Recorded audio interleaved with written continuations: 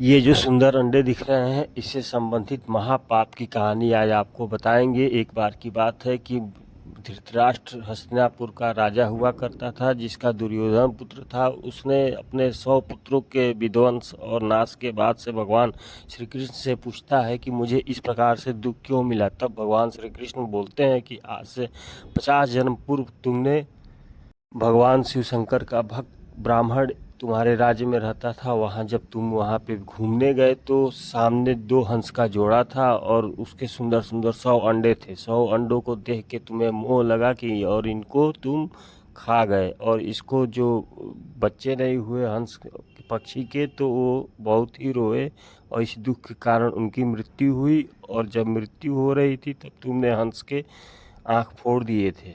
तभी भगवान शंकर का भक्त ब्राह्मण तुम्हें श्राप दिया कि किसी जन्म में तुम्हारे 100 पुत्र होंगे, सबका नाश हो जाएगा तुम्हारे सामने और तुम अंधे पैदा होगे। उसके बाद से वो कहानी बताते हैं कि भगवान शिव शंकर बोलते हैं कि जो कर्म व्यक्ति करेगा उसको काटना पड़ेगा, जो बोएगा वही काटेगा। ऐसे में ये नाथ के भक्त भी अपने किए बुरे कर्मों का फल अवश्य। महाभारत में राजा और हंस के अंडे की कहानी आती है। पिछले जन्म में धृतराष्ट्र एक प्रतापी राजा थे। उनके राज्य में एक ब्राह्मण रहता था जो कि तीर्थ यात्रा पर जाने से पहले अपने प्रिय हंस के जोड़ों को राजा के देख रेख में रख दिया। कुछ समय बाद हंसनी के 100 अत्यंत सुंदर अंडे दिए। राजा उन अंडों की सुंदरता पर मोहित हो गया और उसके भीतर लालच जाग गया। उसने एक एक कर उन 100 अंडों को खा लिया।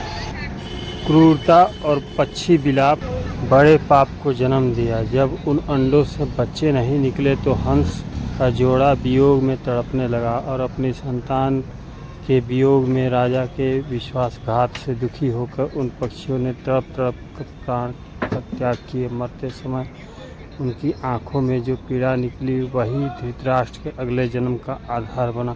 लोक कथाओं के अनुसार ये भीतर पक्षियों की आँख बंद रहती है, इसीलिए धृतराष्ट्र अगले जन्म में अंधा पैदा हुआ।